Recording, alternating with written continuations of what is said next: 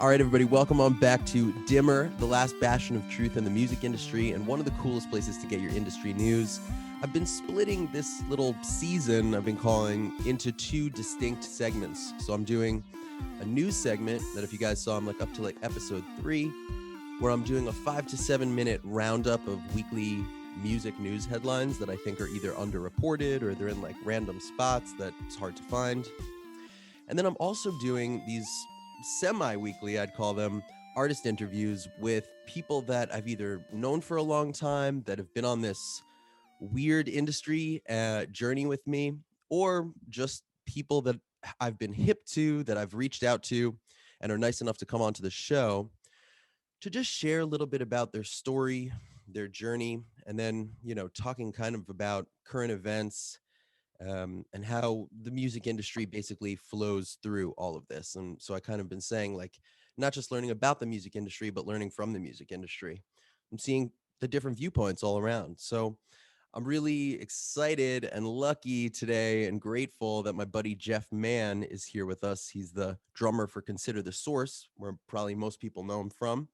But he was also, I was in a band with him in college. I think for one semester, we played a couple shows together.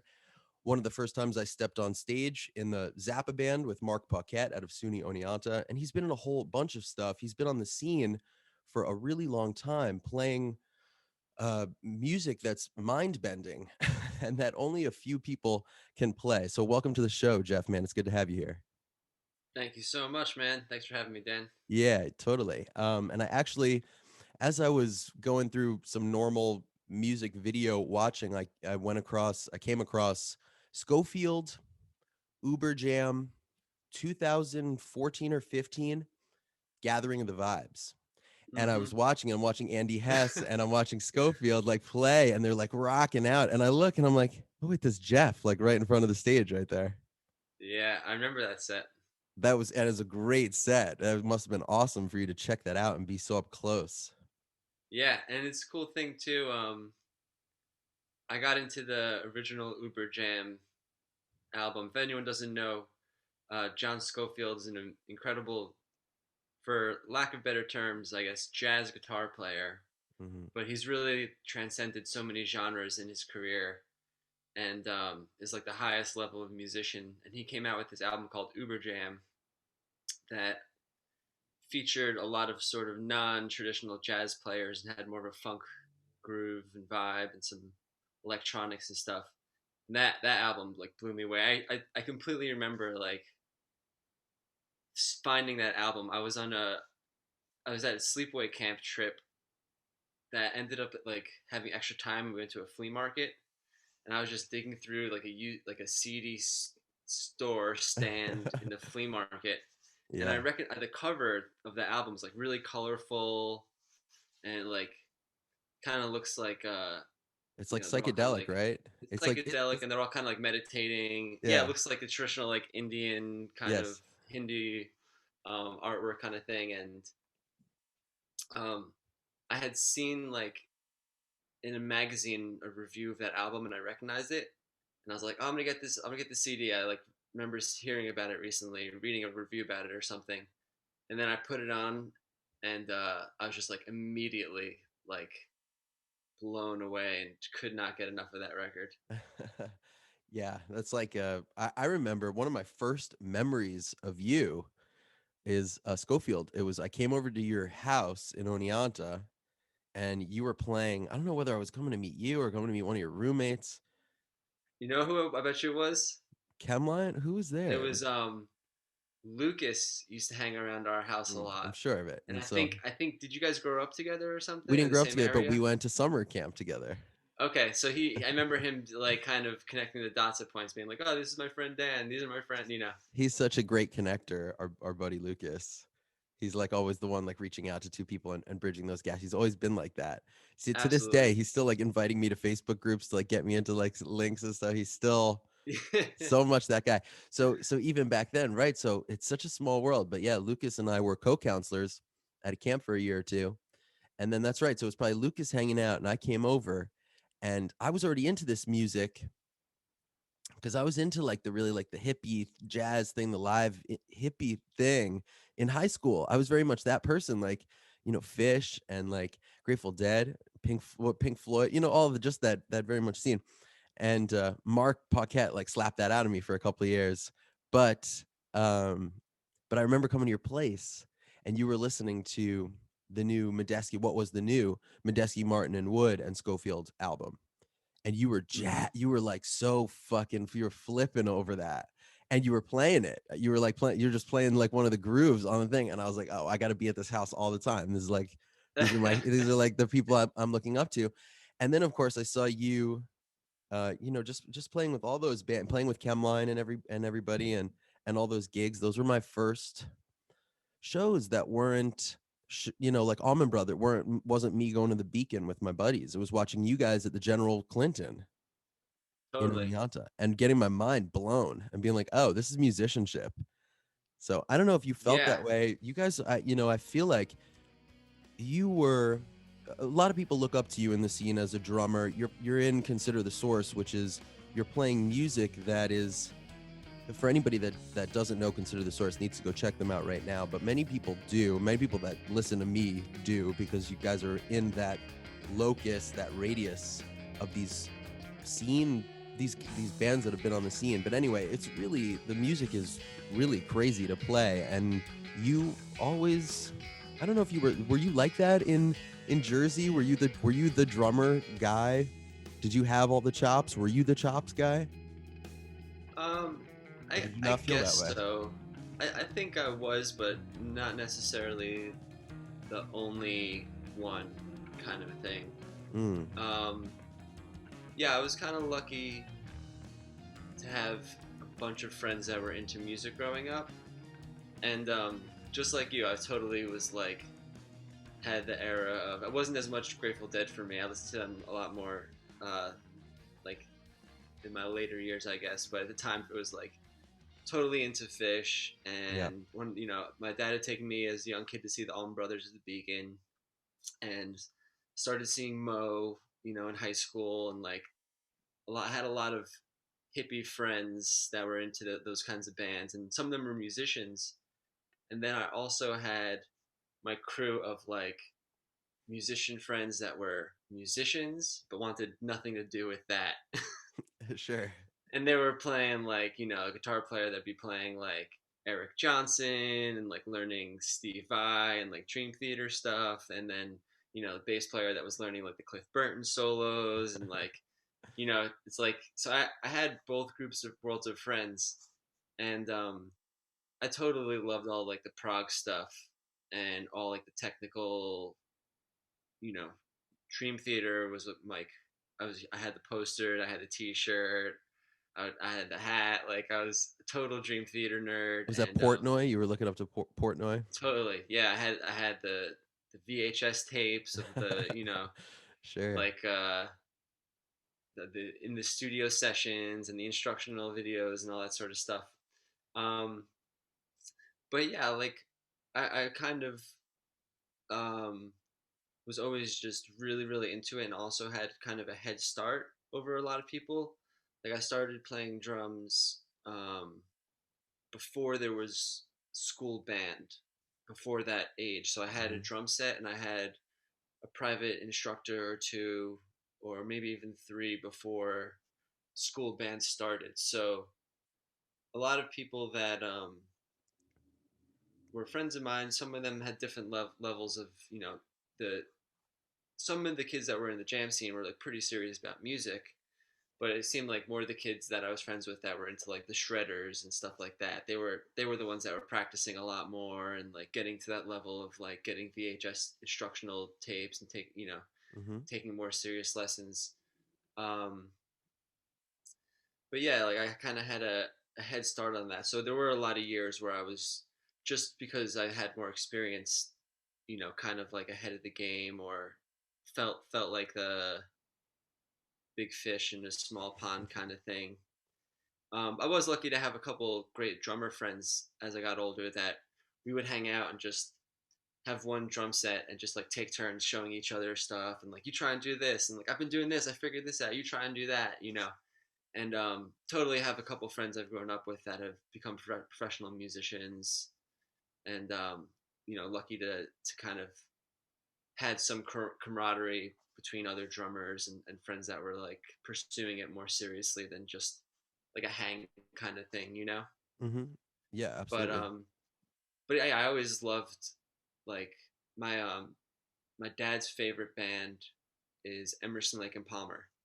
Okay. So I grew up listening to like that and him playing me like King Crimson in the Court of the Crimson King Mm-hmm. at an early age, So you're and listening to pretty complex rock and roll music yeah, and like from a young Rush age. and Yes and Right. stuff like that. Not necessarily going like deep into every band's catalog, but being exposed to those songs and like, you know, after learning how to play along to like Guns N' Roses and Led Zeppelin and stuff, kind of getting into that progressive element. So I've always been like really passionate about that kind of music that sort of pushes the technical aspects and like creative, like I had a whole phase where like I didn't want to listen to music in 4/4. Okay. I was just like, a teenager that was like, I would hear all this weird prog stuff and I would like try and count it all and figure it out, and then I would Mm. hear something that's in 4/4 and I'd be like, easy, like It's trash. not for me, like yeah. And then obviously, I grew up and learned a lot more about what it means to play music, but there was very much like the kind of you know practice, ambition, and stuff like that to try and pursue quote unquote difficult things, music wise.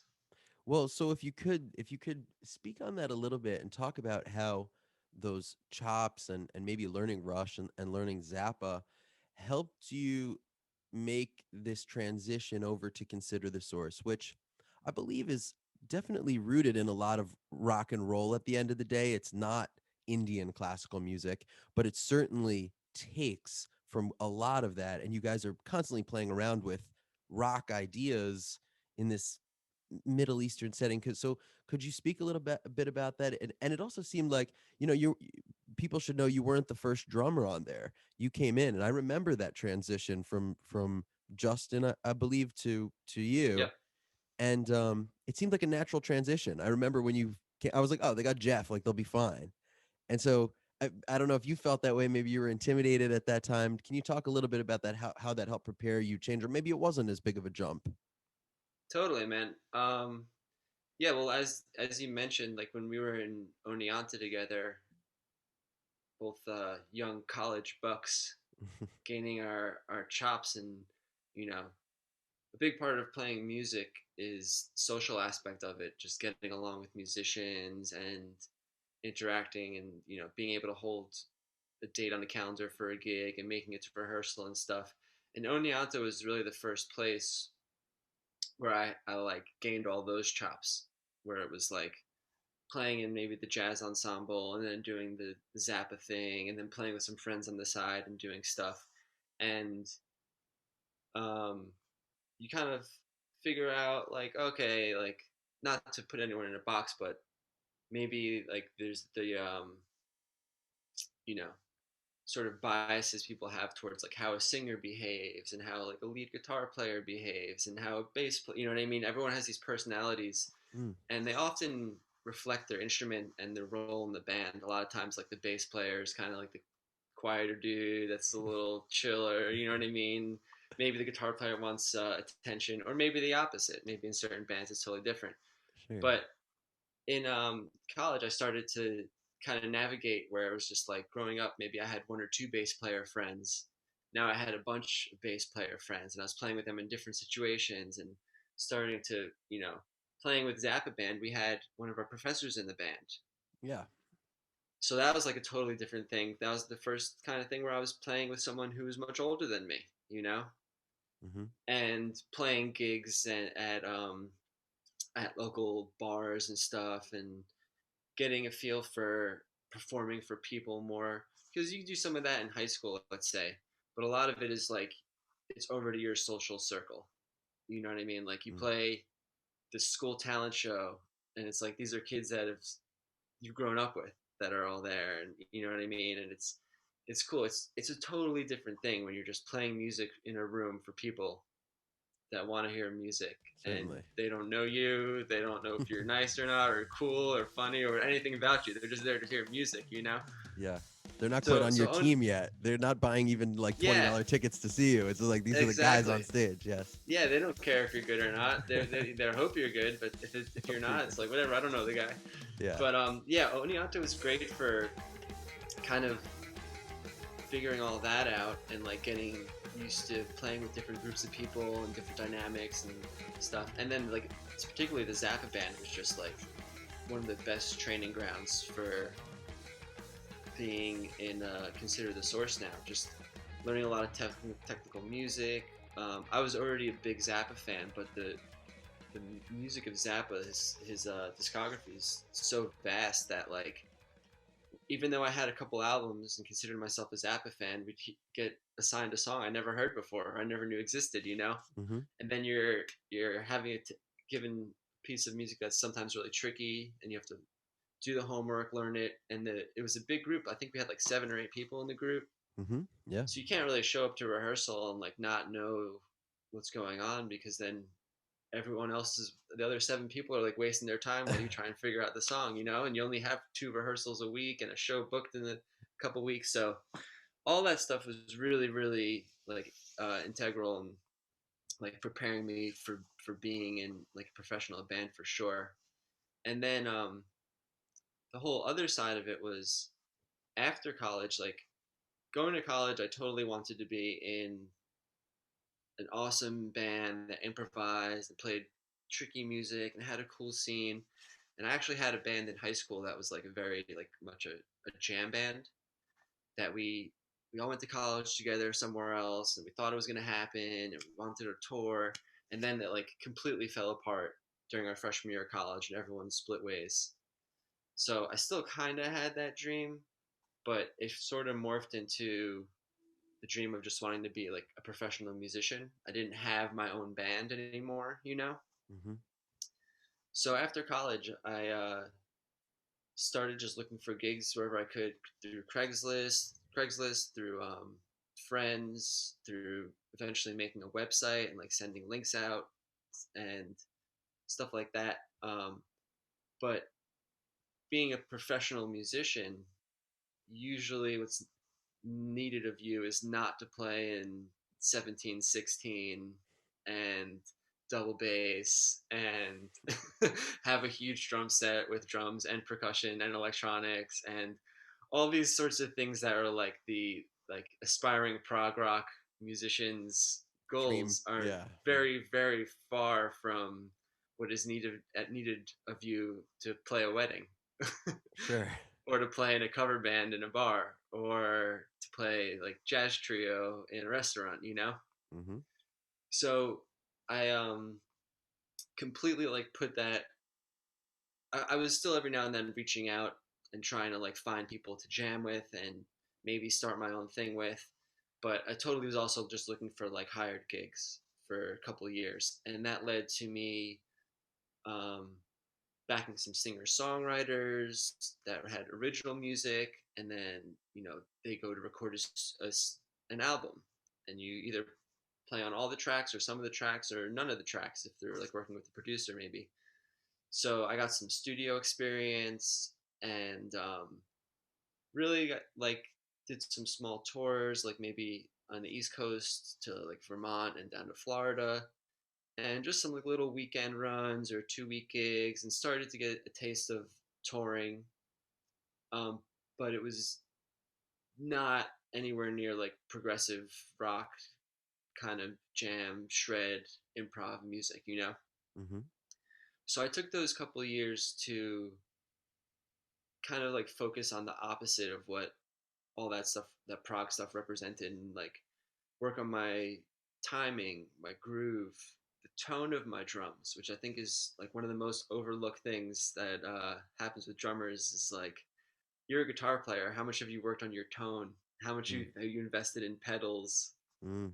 Yeah. And And you drummers know, don't do that. I think a lot of guitarists miss it too, but yeah. yeah, but there's so many, you know, aspects of what kind of strings you're using, thickness Mm-hmm. of your string, this and that, and pickups, replacing these pickups to Yeah. those, but you know what I mean? And It's with the never-ending quest for most guitar yeah, players. exactly. And a lot of drummers, like you could be playing a simple beat, but is that simple beat like, do the drums sound as good as they could sound? Do you have the right cymbals? So I started trying to just step up my game on putting out like the highest quality I could, even if the music was simple, and like making sure it feels good, making sure the band's comfortable, all that sort of stuff.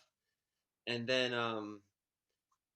an opportunity came up actually through seeing an ad on Craigslist that a band was looking for a drummer, and it didn't say the title of the band, but I was familiar with Consider the Source. They used to play at Oneonta Sure. when we were in school. I never saw them when they were um, played there, but Dan Anderson, I'm sure you remember, Mm-hmm.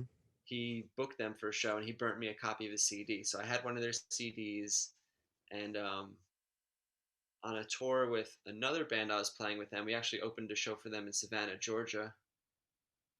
And I saw them once and was blown away. And I saw a Craigslist ad that said something like "amazing drummer needed for instrumental project," and it said something like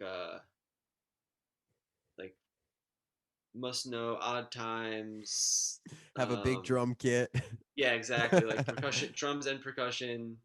Um, the band has toured Israel and Germany and the U.S. and plays like Middle Eastern fusion mixed with prog. And I It read the was getting thing. very narrow at that Yeah, point. I read the thing and I wrote back and I said, "Hi, my name is Jeff. I'm a drummer from New Jersey. This and that, whatever. Here's some links, some songs you can hear. By the way, is this considered the source?" And then it was John who wrote back. He wrote like, "Yes, this is considered the source." So I could totally tell what the band was. Mm-hmm. But yeah, that was really cool. Like I did have one project at the time called Voyeurs Kaleidoscope. That was a trio with one of my friends, Dave Reese on bass, and a great guitar player, Alexis, who was in a. They're still active now. They're back. A crazy kind of metal band called the Number 12 Looks Like You. Oh yeah, actually, okay, yeah. The number 12 looks like you. There's a Kingston connection there because my Yep, buddy, yeah, DJ is in that now too. yep. DJ plays bass with them. Mm-hmm. Past a couple of years. Yep. But we had a little side project going that was like an instrumental. It was like we were all musicians that were frustrated about not being able to play as much creative music as we wanted to. So we just started to like write original material and record songs. We weren't really playing any gigs. We just got together like Sundays to write. Mm-hmm. Um, so I was just starting to like feel that need. Like I really need to be playing something that feels more creative. Like I've been doing this backing, different artists for a couple of years and playing weddings and this and that. But I feel like I need to be like creating my own music that I feel is pushing me and a challenge and sort of boundless in what I can do with the drums. And at that time, that ad came along, and it was like Perfect. couldn't have been a more perfect band that I would have imagined I could have had the opportunity to audition with. So um, at this point, I had done a bunch of auditions, and I had through which I think is important for musicians. Is had some like negative audition experiences because you're underprepared or don't take them seriously enough ahead of time. And I felt like I learned a lot about how to prepare for an audition, and I had basically gained experience from like a rude awakening in the audition world to like going into some auditions pretty confident, but not necessarily getting the gigs. Mm-hmm. Sometimes I would, but it wasn't like a shoe in, you know what I mean? But I felt like at least I got to the point where I would do an audition and say like I'm a competitor for this. I did a good job, and I gave it my best You were shot. auditioning for a lot of bands and not getting in in this time frame. You were just kind of auditioning for Craigslist bands. Sometimes, Okay. yeah, sometimes I would find a thing on Craigslist that would be like auditioning drummers, and like one of the first ones that I like to share the story as like kind of a learning experience was Please. it was a female singer that had a single out and was starting to get some traction, and she had been in other bands, but now she's doing her own thing, and she needed a live band because she's had a producer, and now she's gonna shop it, like start playing on little local news morning shows, and making playing some showcases live. So I prepared for the audition. I learned the songs. They seemed kind of easy to me, like simple, and I'd play along to them, and it felt good. And I could hear the song at home and play in the headphones and like jam along, and I knew kind of where it ended and a couple little key things, but it was like three songs, and I by no means knew them inside and out. And the audition ended up being at her apartment where she had a drum set and like a home stereo, and they just played the music for me to play along to, but I couldn't hear it nearly as well as when I had just jammed along at home on headphones. Mm. And I was just, without hearing the song really well, I was just missing hits, playing loud over sections that were quiet, and totally just like felt like I wasted their time. Mm. And then um, over like different auditions and stuff, I sort of developed a way I would like keep fine tuning my preparation practice. So by the time I got this, I saw this consider the source um, ad.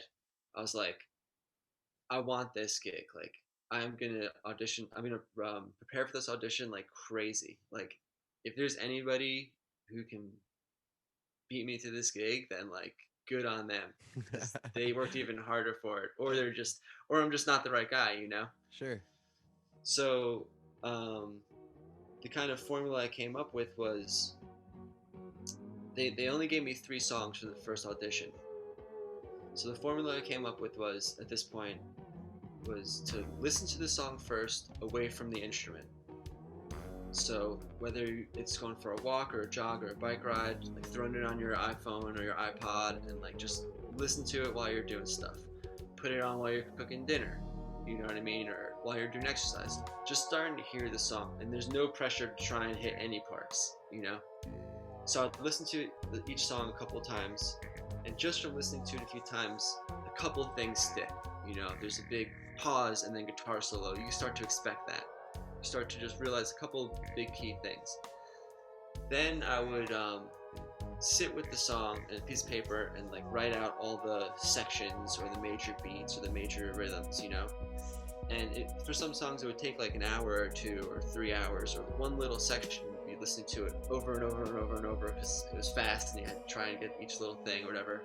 But I'd try and write down every little detail of like the drum part and the song form. Intro 8 times, first one, hi-hat beat, like that, you know what I mean, whatever. Mm-hmm. Then after that I would practice trying to play the song along with the music and like reading the notes and get comfortable until I could play all the parts and put it together. And then the last step was getting rid of that paper and just playing the song and trying to remember it, and having the visual memory to fall back on is really helpful. Sometimes you can picture, Sure. oh yeah, after this chorus it goes to this new thing, kind of see the form of it in your head a little better. But that's where I got to, and I was doing that a little bit before the Consider the Source auditions for some bands, and I was maybe getting some gigs, or sometimes I would at least feel really good afterwards. I had a couple auditions where someone would say, it was really between you and someone else, and we just went with this other guy. It's someone that the band knows or the bass players played with before, but I at least felt like I was, representing myself as best as I could. Mm. So for the Consider the Source one, I even started listening to like live versions of the songs and like checking out videos on YouTube and seeing like, oh, they don't do this intro live. Maybe when I audition, they'll go right to the beginning because they haven't done that in 3 years or something. Mm-hmm. So I really just kind of like drilled those songs, and then I met with the guys, and we did an audition, which was funny enough in Dopapod's rehearsal studio. Where did they have a studio at that point? It was a rental space in Brooklyn, Okay. and Yeah, the Brooklyn it was days. funny. yeah, it was funny because I knew about Dopapod and I like had one of their live CDs, and I thought they were a cool band. I respected them, and they're like, "Oh, yeah, this is our friend's studio, Dopapod." And I felt like I was already like, "Oh, this is cool. Like, this is the big leagues. Like, I'm right in. bands know other bands that have studios. Like, Right. I didn't really like. I had another band that we'd rehearse at like the guitar player's dad's studio space. You know what I mean? Like, Yes, I yes, didn't know yes. any. I didn't know any like group bands that had their shared studio space. Sure. So that was cool. And then I did the audition, and then there had been some scheduling stuff. Like I was away for a little bit, and basically I was like the last guy to audition. And they had been auditioning a bunch of drummers. So it'd been going on for like a few weeks, and I was away when they gave me a date, and the next date I could do, they couldn't do. So it ended up being like I was the last by like a week or two or something. So after the audition, Gabe stepped out of the room. I forget, he probably went to the bathroom or something. And it's just me and John in the room. And John goes, "Hey man, like you did awesome. That was really great. I wanted to tell you that we told another drummer he has the gig like a couple days ago because we have gigs on the calendar and like we needed to start preparing for them. We couldn't wait Mm. to tell this to tell So the we love last you. We guy that love you, but we already made this yeah, commitment. we already made this commitment. So we have a guy. Let's keep in touch. You never know, whatever." Mm. And I thought that, and that's what happened. They went with another drummer, and I Was that thought, crushing? Was that crushing to you in that moment? it wasn't crushing because I did really want it, and I had such a good time playing with them. Like I just thought, and I really believed like that they were on their way up, and like a band that I respected already, and I was just gonna be like, that was the time I got to play with Consider the Source. Like I played 3 songs with them. Mm. They, we played really well together. It was really fun. Yeah, They told you me it was. They told me proved it it was to good. yourself. Yeah, they Hmm. told me it was good. Like I can. I was a competitor for that gig, and Mm. it was someone else, and that's what it is, and that's just it. And like, and I thought that was it. So I just continued doing my other gigs and keep my eyes open for things and writing with and recording with my other project I started as kind of like a fun like pet project. And I get an email like 3 months later, 4 months later. It's like, hey, we're not completely set on this guy we have touring with us now. Are you still interested? So I was like, yeah, definitely. Like, let me know. So then I was like, okay. Then there was like an email a week later that was like, we're definitely not keeping this drummer. Oh We're gonna no. do another. We're doing another round of auditions. Okay. So and this is like 4 months after the first audition. I like moved on with my life. I Sure. was like, a second shot. This is great. How Okay. many people get a second chance like this? So they gave me 3 more songs to learn, and I did the same thing. Listened to them a bunch, charted them, learned them, memorized them, got rid of the charts, played along, watched live cuts, and um, did another audition, and it went really well. And then they hit me up and they said, "Hey, we're doing another round of auditions for all the people that we thought were pretty good, you know." Like, come on, give me the This is job already, guys. so they're like, "Here's another 3 songs to learn." So I did another 3 songs, did the audition, and then at that one it was kind of started being more serious. It was like they had a manager there that was in the room who was Justin, the original drummer's older brother. He acted Right. as manager the first couple of years. He was on the road with them. Even Hmm. when Justin left the band for a few years, he toured with us. He was really dedicated to just seeing that band continue. And he came in the room and was a little managery with me. Like, you Just a sound little, good on the drum kit, but can you play percussion? Like all this sort of stuff. And like, it's like, like, yeah, I can you play can. percussion? I haven't. He actually can, so he's not. Okay. Oh He's no right to no. ask. So yeah, it was just like a little more of that, and then afterwards, like, by the way, do you have a passport that's valid? We have dates Uh oh. So here we overseas, and go. I was like, okay. And then talking about like do you have a girlfriend? Is there any serious relationship stuff that would keep you from going away for weeks at a time or stuff like that? Like, relationships are hard. They're a lot Mm. harder than it seems. Are you prepared for that kind of thing? Actually, I got to And give it to them for this big league talk because I think that that's not given to so many musicians, and the fact that they gave you that speech and those warnings before tour, that's actually kudos to them for that yeah, organization. Not a lot of yeah, people get that. it was great, man. And it was great. And I was like, this is what I want. Like, I really like this is the sort of gig I've like dreamt of, basically playing instrumental prog music that's like striving to be a kind of like a virtuosic level, Hmm. and lots of world rhythms and odd time music signatures. And it seemed like all this stuff I had prepared for as like a teenager and dreamt of was now happening after a couple of years of like wedding bands and singer songwriters. And I enjoyed all those gigs too. I had Mm. tons of fun playing covers and bands with my friends, and backing some artists that I still like keep in touch with, and like their music and stuff like that. But this was like I equated it to like this is the photographer getting like the national, for me at least, getting like the National Geographic gig. It's like Wow. they always wanted that artistic nature photo thing, and then Right. they're doing like family photos at Sears or something. You know what I mean? It's like Wow. and then like to eventually get to Right. this thing. It's like, okay, cool. And now I can like I've been a musician, but now I feel like I could be able to be like an artist, in that sort of sense. That's amazing to hear it from your perspective like that because when you see it, nobody's obviously in the room with anybody else on this musical journey, and like you just kind of see the headlines, and so that's the deepest I've heard it. It's a really beautiful story to hear it like that you worked so hard for it and were determined to get it. From the outside, it was just like Jeff is one of the most obvious choices in the scene to replace Justin. He's one of the only people that can play this music. He knows all these for it's funny because we're in the same group and you're like, oh man, like Dopapod had a studio, but I already had you up there with all of them. You were, in my mind, you were already like right there as one of the basically the top minor league players that was just like getting ready for a phone call. And so for Thanks, you to man. yeah, for you to get that was not surprising. I don't think. I think for a lot of people it wasn't surprising, or at least people that knew you already.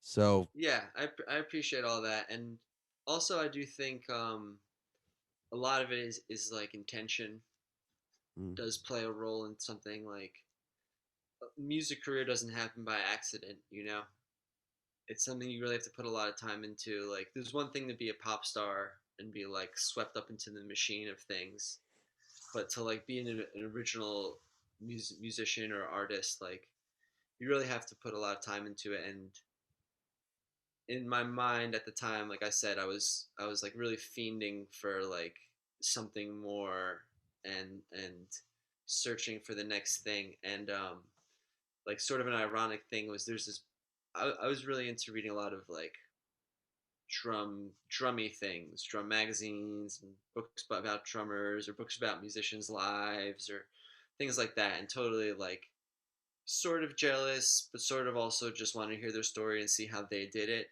You know what I mean? Like you're playing weddings and cover songs, and all you ever wanted to be was like a Jimi Hendrix or Jim Morrison or like one of these rock stars that's like an sort of like immortalized.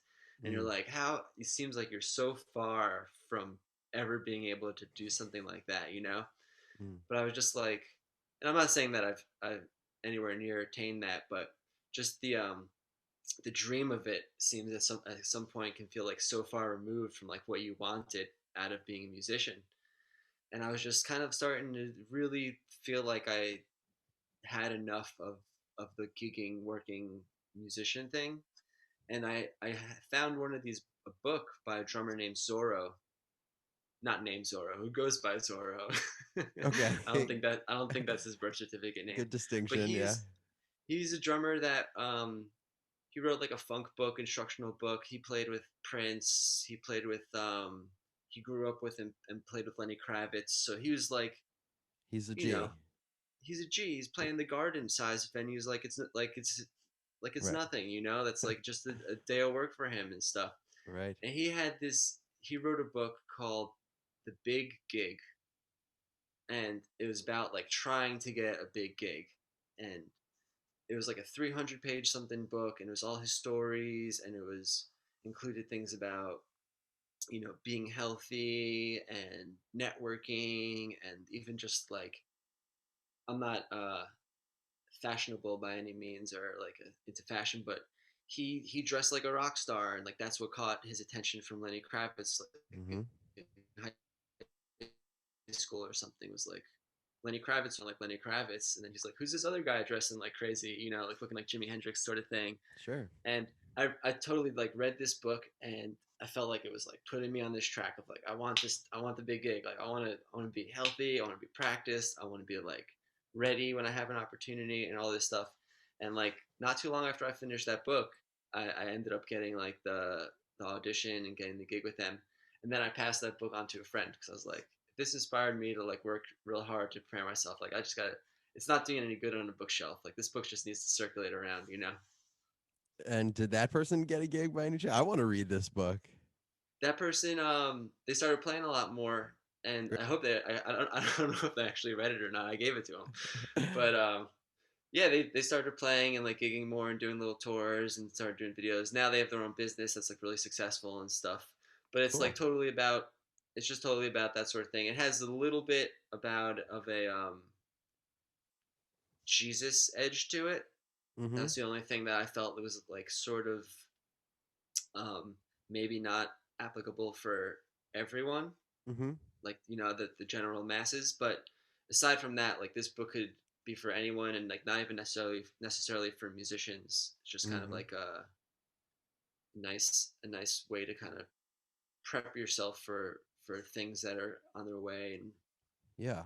There's a lot of books, talk. like there's a lot of good music books that I've read, and for some reason a lot of those are not even so much music books, but like the creativity books, and for some reason they have this kind of spiritual, almost religious edge, but I think it's like it's almost natural because it, if you talk about music long enough, you're eventually going to start talking about spirituality, and then it's like, how do you compartmentalize that? Well, many people compartmentalize that in religion or in something they were brought up with. Yeah, So, and especially like if you're funny. if you're raised on that and then you become super successful, of Then course it's it's like, like praise Jesus, like right, right. Of course, he did it all. He did it all. Praise Jesus. That's yeah. totally true. That is totally true. So now, fast forward, you've done all these gigs. Consider the Source has toured everywhere. You've toured again in Israel. It's brought you around the world. Um, Played some amazing gigs, and it's kind of like, I mean, Consider the Source has just been a grinding band for a long time. There's no pop single coming out from Consider the Source anytime soon. And so, how does it feel now? Now being so dedicated to the band, and obviously you guys are on hold for all this COVID stuff, like everybody else is. So, are you grateful for the journey? Does it feel like something that was supposed to happen? Are you how are you looking towards the future with Consider This? So how does it feel right now to have done this? Yeah, that's a great question, man. And we're a very oddball sort of band, musically, and also like with our career, what we're able to do and what we have done. We don't fit into a mold. We don't have vocals, um, and there's a lot of times where we felt like this next album is going to be the thing that breaks us open, and this is going to change our career, and we're gonna jump from playing to 100 people in this city to playing to 400 and 500 people in this city. It's going to happen like that. And the thing that I'm grateful for is that in if you zoom out like time wise, there's really been no, I don't think, mega jump in the band's career, but it's all been like slow and steady, and um, it's allowed us to create like a very sustainable career and like model that I don't think would work for a lot of bands. Like we can, first of all, we're we're all stubborn in the sense that we don't want to like conform. Like if someone said, if you guys had a singer added a singer, we'd be so much more popular. It's like, well, we chose not to have a singer, so we're not going to add a singer, you know? Mhm. Or if this song was 4 minutes instead of 9 minutes, it had a better shot. It's like, well, we just feel like the song is this long, and that's how it is, you know? And we'll maybe wiggle on some of those things, or like if someone has a good idea for us, we'll work with it.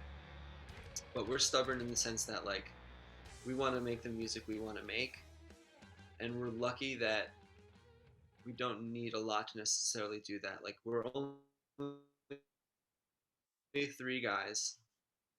Um, we don't have like a huge crew.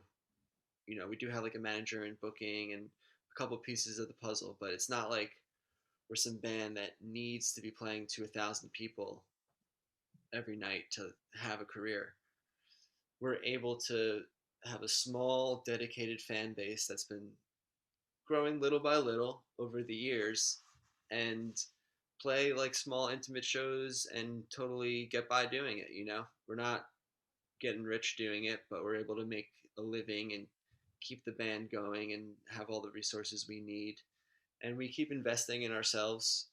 You know, we keep trying to do new albums, new videos, and promote things and stuff like that. And we're still hopeful that a big thing could happen, but we're Mm. not like dependent on it. We're not like dreaming of the one song that blows up and gets us huge audiences. Like we're totally content and proud to keep doing what we're doing and trying to keep building it. You know, hopefully more picking up more steam as we go along or stuff like that. But we're not looking for like a 10 or 15-year career. We're looking for like a 30, 40-year career. Like we really want to just be able to keep doing this. And sometimes I think too, when things like blow up too quickly, they die down even quicker, you know? That's so true.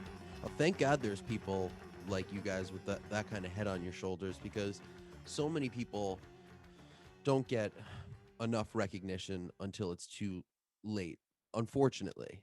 But you guys have been consistently putting out, I think, valuable cultural assets to this scene. And so if everybody thought that the only way we'll make a new album is to have a big jump, you know, then we wouldn't hear a lot of really terrific music and be able to discover that. So that's a just a thank you to you guys for having that level head. And I think that comes with age, with a lot of people, to kind of see that, like you said, to zoom out. It takes a second to zoom out because you're running, running, running as a young musician. You're like full steam ahead. There's no time to zoom out. Able to do stuff, and I made an album. I'm making my own music. I'm shedding a lot. I feel like I'm playing better guitar than I've played in years now. Since this last year I've really sat down and had time to play. Okay, but there's this other side that I'm constantly battling with, which is a lot of the music scene is super uh liberal, and I am too. And a lot of musicians don't want to be guinea pigs, which I understand. Mm-hmm. Corporations will let these smaller bands be the guinea pigs. There's huge liability issues that's going to happen when the touring opens up. So there's this huge balance of, but I also want live music to open back up. At some point we all need to get back. We all, that's in some way, in a safe way, but we all need to get back out there, or else there is no live music industry. And Yeah, there will be, but I think people are holding out too long, and it's like, where's the balance for that? And I don't know if you have thoughts on that. Like Texas, we were talking about this just before we opened the podcast. Like Texas just yesterday said we're opening up, plus no masks. Well, I'm severely, I know they have to do it because of their businesses. Because of this whole the major crisis that happened, so they're going broke. They have to do this, but then they're also saying no masks, so that's not really safe. So it's like it's all such a jumbled fuck around mess. And yeah, I'm on both sides of it. So I like to hear what people are thinking. How do you feel about this stuff? Do you think people should be touring this summer? Should we wait? You know, yeah. It's what are crazy, you man. We've yeah. had to battle a lot of these ethical kind of issues. We basically like when this started. I was just saying to my wife yesterday. We went for a walk and we were talking about stuff a little bit, and I was just like, when we were coming, like it's almost a year since we were coming home from having a show in Pittsburgh, and like a couple hours before being sent home, and home for like what seemed like it was going to be a while, but none of us thought it was going to be this long Sure. of like coming home from that first show. We're like, okay, we're coming home for like a couple weeks or a month, so this is gonna blow over. But like now it's going into it like a year, and over that year, it's been some tough decisions we've had to make. Like we immediately started booking shows. Like we were sent home in March, and we kept the shows we had In and October or booked whatever. more, and we canceled them. Yep. We look ahead a month or two and say this month's canceled, but we're hoping these can happen. This month's canceled, We were doing the same and thing. then It's hard. God blessed our booking agent. He had booked a bunch of tours that were even never even announced. That we just said we don't know if things are going to open up. Hmm. I'm going to book you guys a bunch of shows because they might Right. do all the work that takes, figuring out the routing and the working with the deals and everything, Hmm.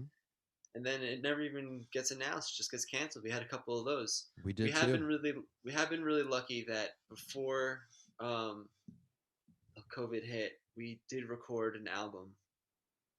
So even though we weren't able to be together, we were able to kind of work on that of like getting tracks together and starting mixing and stuff. So we had that project. We have weekly meetings that we kept up pretty much the whole time. We try and keep busy. We've done a couple live stream concerts. We have another live stream this Saturday night from the Ardmore Music Hall in Philly. Love the Ardmore. Except, well, I Yeah. have funny stories about the Ardmore, but I think they love me. I'm a tour manager there sometimes, so I represent the Oh, band. nice. I've tour managed for Melvin Seals and JGB. I've been doing it for a couple years, and so we do that whole circuit. And the Ardmore, bless their hearts, I love everybody. It's. I want to say this publicly right now to whoever's listening. It's not personal. I'm not complaining because I want to complain. It's because somebody else has complained. So Of I course. remember I had to complain, and Ardmore told our booking agent that I was being an asshole, and I had to like smooth it over and be like, y'all, like, you think I really care? Like, I'm Listen, representing in, people. So in the it music all. industry, sometimes being called an asshole means that you're doing your job. Exactly. And I know that. And so it's all got to be taken with it. That's what I said. You have to have humor about it or you'll go freaking nuts if you're trying to be liked by everybody every moment of the day. Because a lot of times in the music industry, it's fuck you, fuck you. But like 2 months later, you need to work. And so you got to call, you got to just be nice. And not even, it's Yeah, not even a be nice thing. It's genuinely like, whatever. That was 2 weeks ago. We got stuff to do. yeah. And So Ardmore's a great venue. they We are love great. playing I there. know. I really do like them. I like being there. Um, Yeah. yes, we have that stream coming up, and we have done a couple like socially distanced shows. We did a couple outdoor events that were distant, and we did a couple indoor events. But So what about everything this summer? Do you guys think you'll be playing this summer? Are there plans we for this summer? It's we do. We have festivals okay. that are booked, and we have some festivals that were booked early in the summer that have been pushed back. Hmm. And we're lucky because sometimes we can play smaller festivals and smaller events, and it still works for us. So we did like a small capacity New Year's thing, and Cool. we Where'd you do guys have do some that? Where things. was the New Year's show? That's a great venue called the Stone Church in New Oh, that's Hampshire. in New Hampshire. Yes, I know about it, but I haven't been there. Yeah, and Cool. like for my own personally, like I don't go out much. Like I go to the supermarket, I get groceries. If I have to go to a store for something that I absolutely need, I'll get it. But I've been ordering more stuff online. I Hmm. haven't eaten indoors at a restaurant all year. Like I'm Right. totally like picking up to go, like eating in the car, certain things like that. Like I'm not. I haven't. I'm cautious about it. I'm wearing a mask everywhere. I'm sanitizing. Like I'm definitely not taking this whole thing lightly. Sure. And the venues that we've played, like I felt in all the spaces, it was as safe or safer than like a restaurant could be, you know. Good. That's so good to So hear. I'm glad to hear you yeah, say something like we're that. not just like willy nilly booking shows and playing wherever.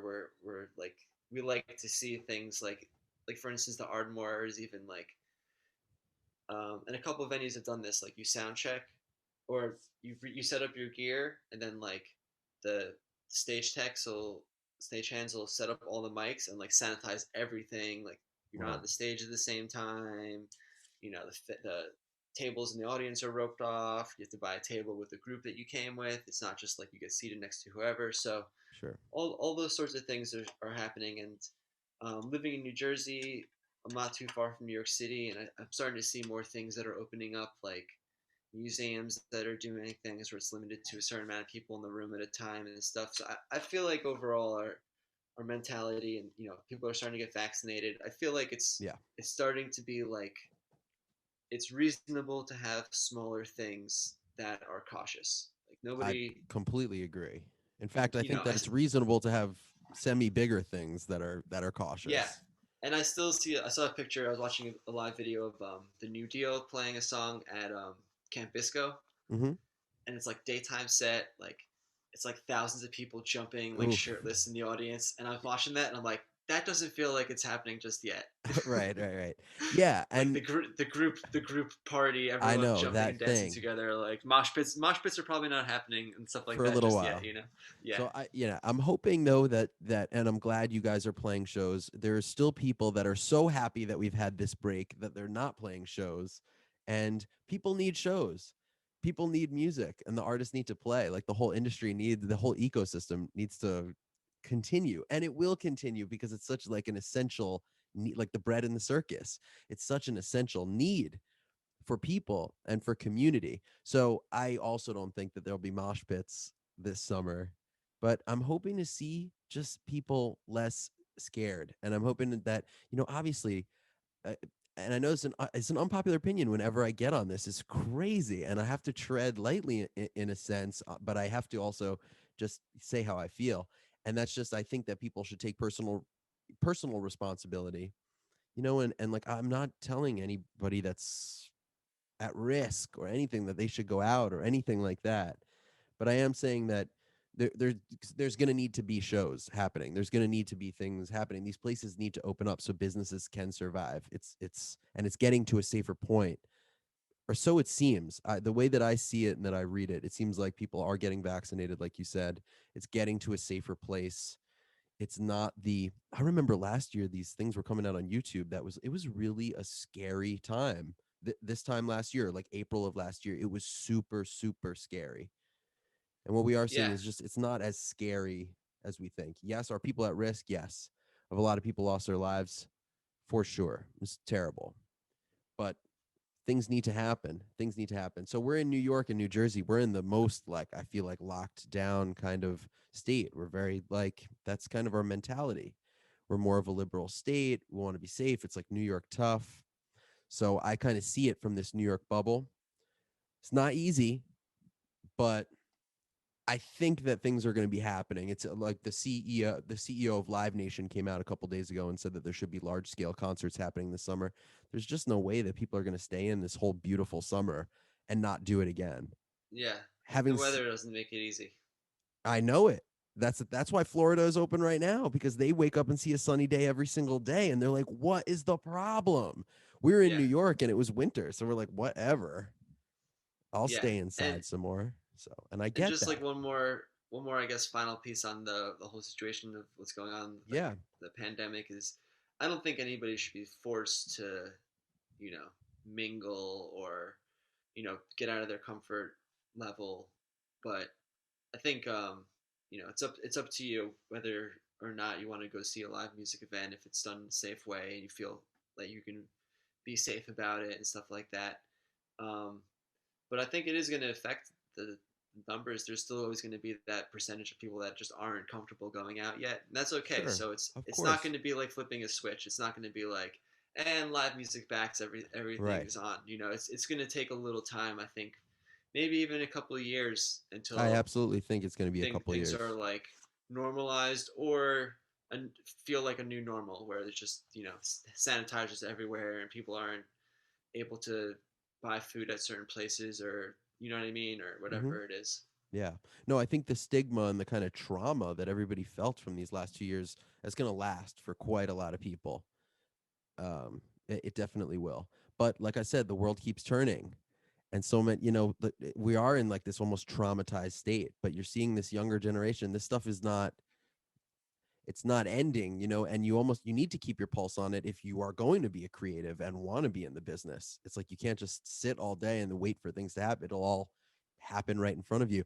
And that's that can be unfortunate. The same thing, like I know that the restaurants that will open to full capacity are ultimately going to be the ones that can survive, because it's hard to survive, especially a music venue. You know, it's hard to survive at full capacity. To have half capacity is no easy task. And we're watching everybody do this crazy limbo dance the last couple of years. And I feel for those businesses. So I'm on both, like, because I ran BSP for a while. So Yep. I just as much as I feel like an artist and I understand the liability issues, I also see it from a venue promoter's thing. And I do believe if things are cautious, yeah, there's a lot of people that do want to go out. Sure, there's a lot of people that want to stay in, but there's a whole heck of a lot of people that do want to go out and see live music right now. And so I think, yeah, if it's safe, it should be done. I know that's a blanket statement. People will disagree, but I like kind of saying blanket statements once in a while. But Yeah. but yeah, it's I remain hopeful. I know that it's going to come back at some point. So I just want to be one of the first people that's just keeps my finger on the pulse. Like, okay, when is it happening? How is it? So anyway, I so appreciate you kind of I appreciate consider the source just kind of being safe and doing it and really being pioneers, because that's what you guys might not understand is there's a lot of, and maybe you do, but there's a lot of major record labels out there. They're not doing shows yet. They're waiting for everybody to do this kind of stuff and experiment and see what works. Yeah. And we're also kind of um, seeing how other people are handling it, and also Mm, like sometimes we have gotten offers where like we could go to these couple cities and these are the situations they're playing in. We'll flat out say I don't think that's a good move going to that city. Like that's not a good spot, or you're that right. wouldn't be the right situation. So we are being selective with it. But yeah, like you're saying, like people need music, musicians need playing. The live streams are great if you enjoy them or if band's able to do them, it's awesome. But there's nothing like live music. And also, I No. heard an interesting thing on NPR talking about this whole live music kind of music industry, not music industry necessarily, but just the live music like being like on hold is like this is a really tough time for all small businesses and independent businesses. And not only are bands like businesses, but all these venues. There's been so many venues that have had to shut their doors, Mm-hmm. and they can't make it through financially with no music. But NPR shared a statistic that was, I forget the exact number, so don't don't put this in quotes or nothing. But it was something like when a venue has a live music event or a show, for every dollar on the ticket, it puts like $11 Into the into local economy. the surrounding businesses because people are I going out to saw dinner that. before the show. Yes, They're sir. getting a couple of drinks in the bar before or after. Yes, They're freaking paying the sir. parking garage. They're getting a Preach, hotel. Jeff, man. So like yeah, like totally, man. You think a business like in New York City, it's one thing where it's like a whole city of entertainment. But if you think of a venue like the Capitol Theater, which is like Right. huge and seen, that's in Port Chester, New York, and like think about every sold out show they're having, how much it's helping all those Think about the restaurants. taqueria across the street. Exactly, They need everything, the all that Capitol stuff, Theater. I know all it. that stuff. And So Kingston. like, Kingston is in the Kingston will see crazy now. I don't know if you know about the Hudson Valley, but BSP changed Kingston because it was a cultural center and now it's closed. And but there's a bunch of and it's closed. They couldn't make it through. But there's a bunch of boutique hotels that just opened up that are relying on BS. All these places, small businesses, boutique hotels, they're playing crazy real estate. I don't know if you know this either. You should look into, and everybody that's listening to this podcast should listen to the real estate bullshit that Kingston is being put through right now. That these millionaires are basically playing fucking patsy back and forth. Literally, they don't like each other and are buying up. If anybody doesn't know about this, this is uh, absolutely true. It's not conjecture. These people are buying up buildings to screw with each other's businesses, and it's hurting a lot of small businesses. It closed BSP. People don't want to talk about it, but I'll talk about it. But sorry to hear that, man. I know you put a lot into that venue. yeah, absolutely.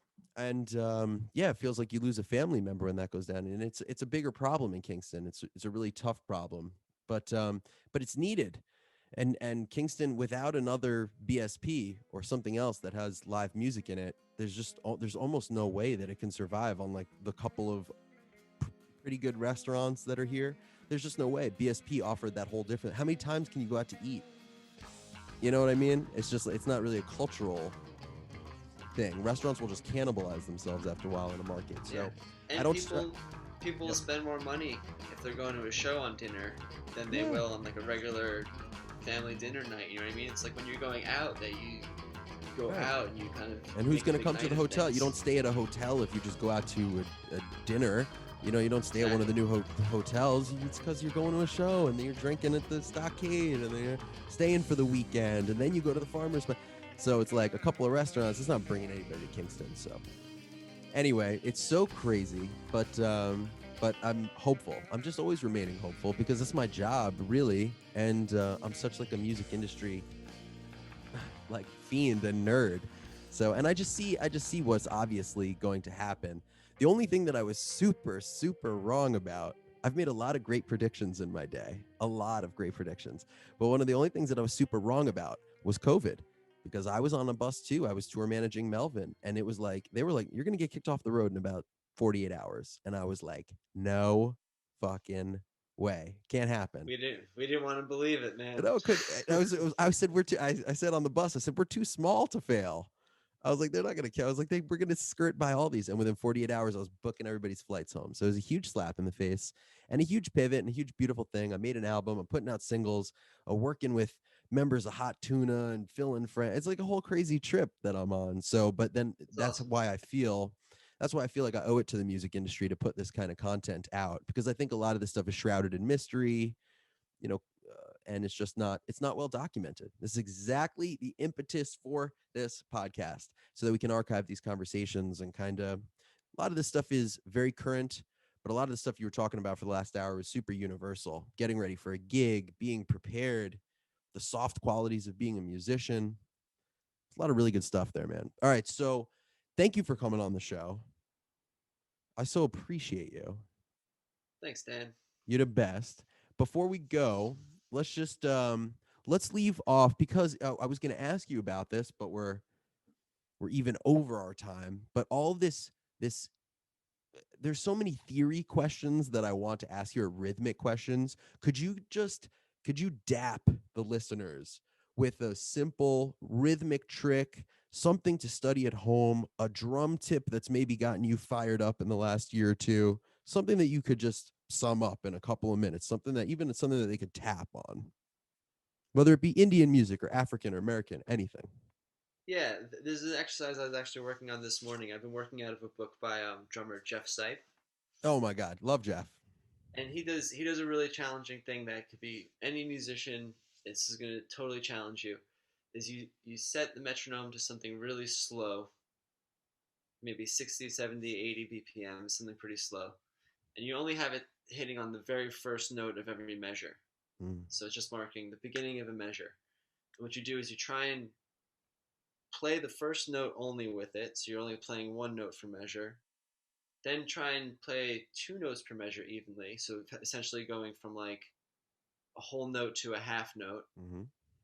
Then three notes in that time, then four notes in that time, then five notes, then six notes, seven notes, eight. You can go up to like this book that I'm working on now goes up to 16, 1 to 16 and back.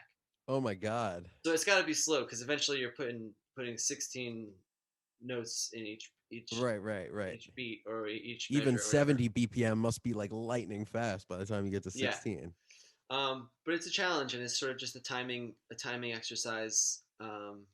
And one more really quick one that I'll share that anyone can do is if you're listening to the radio like in your car or something, you can sing along or sing the beat along and turn down the volume for a second all the way, and then turn it back up and see if you're still on the beat.